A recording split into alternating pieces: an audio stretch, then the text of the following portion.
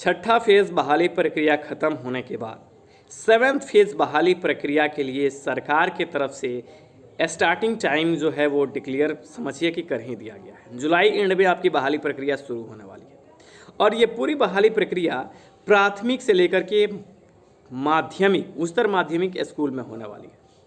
इसको लेकर के सबसे बड़ी जो प्रॉब्लम क्रिएट हो रही है वो ये कि क्या बहाली प्रक्रिया दोनों प्राथमिक और माध्यमिक एक साथ होगी। प्राइमरी वाले बच्चे और माध्यमिक वाले बच्चे, कुछ ऐसे बच्चे हैं जिनका सिलेक्शन प्राइमरी में भी है और माध्यमिक में भी है, तो वो सोचते हैं कि अगर ये बहाली प्रक्रिया डिक्रीजिंग ऑर्डर में की जाए तो जिनके एकेडमिक्स मार्क्स बहुत कम हैं उनका भी सिलेक्शन होगा। और इसके लिए शिक्षा विभाग के तमाम अधिकारी हैं, उनसे प्राइमरी और माध्यमिक दोनों प्रकार के जो बच्चे हैं वो विजिट कर रहे हैं।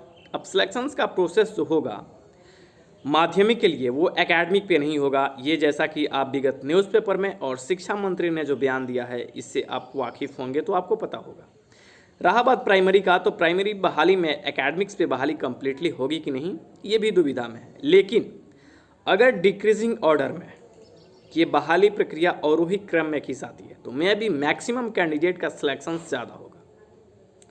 आज कई सारे जो एक्टिव ग्रुप हैं और कई सारे एक्टिव मेंबर हैं जिनके द्वारा शिक्षा विभाग के अधिकारियों से मिला जा रहा है और शिक्षा मंत्री से भी मिला जा रहा है कि आप इस बहाली प्रक्रिया को डिक्रीजिंग ऑर्डर में सेट कीजिए ताकि मैक्सिमम कैंडिडेट का सिलेक्शन हो सके।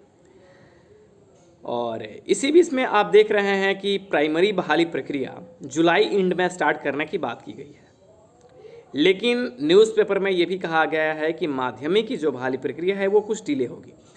इसको लेकर के ज़्यादा दुविधा अभी आपके बीच नहीं होना चाहिए।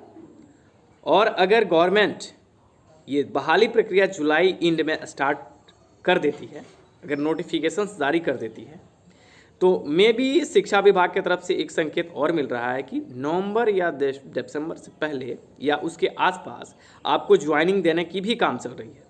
सब कुछ अगर ठीक रहा ऑनलाइन प्रोसेस से आपके एप्लीकेशंस लिए जाने वाले हैं और ऑनलाइन पूरी तरीके से प्रक्रिया संपन्न करने की बात की गई है। अगर ये प्रक्रिया सुचारू रूप से चलती है तो आपकी नोटिफिकेशंस आने से लेकर के आपके नियोजन पत्र डिस्ट्रीब्यूट होने तक ये दोनों बहाली जो प्रक्रिया रहेंगी वो फास्ट मोड में की जाएंगी।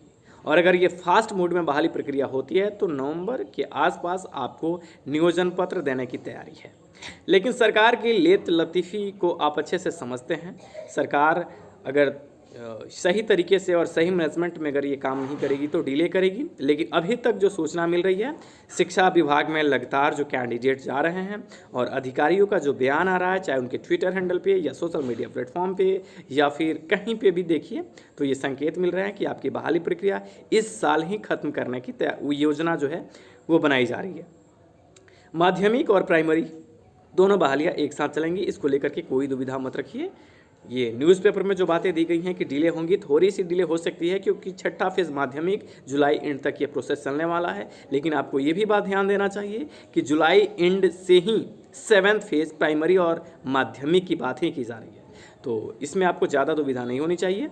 जुलाई में नियोजन पत्र न देने के बाद तुरंत गवर्नमेंट वैसे ही सीटें जो है रिक्रूट की हुई है, लेकिन कुछ सीटें होंगी जिसको तुरंत रिक्रूट करके आपको नोटिफिकेशन जारी कर देगी।